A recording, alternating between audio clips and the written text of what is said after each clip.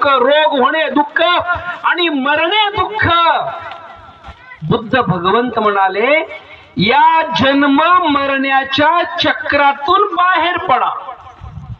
बघा, बुद्धिझमचे सारांश कळाला, अभिप्राय कळाला की धम्माकडे जास्त डीप जायची गरज नाही, केंद्रबिंदू कळाला तुम्हाला.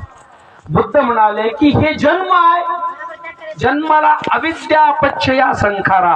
हे जन्म का होतो? माता पित्यांच्या एकत्र येण्याने, अविद्येने एकत्र येणे, आपलं तिथे मन असणे आणि आईचा गर्भ परिपूर्ण शुद्ध असणे, गर्भाला आपल्या गर्भात, त्या संततीला, चित्ताला आपल्या गर्भात प्रवेश देण्यासाठी या तीन गोष्टी झाल्यानंतर आपला जन्म होतो. तो जन्म झाला की म्हातारपण, रोग आणि मरण हे लागलेलं आहे. मग बुद्ध म्हणाले,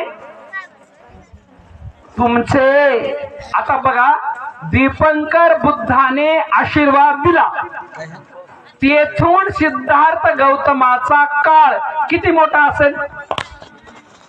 बर, तो आशीर्वाद देते वेळेस त्या देशाच्या राजाची मुलगी बाजूला बसली होती. त्या सुमेध असा बसला ना आशीर्वाद घ्यायला, नालीतून उठून बसला आणि म्हणते, भगवान दीपंकर बुद्धाला, मला तुमच्यासारखा बुद्ध बनायचंय. आशीर्वाद दीपंकर बुद्धाने दिला. कुणाला?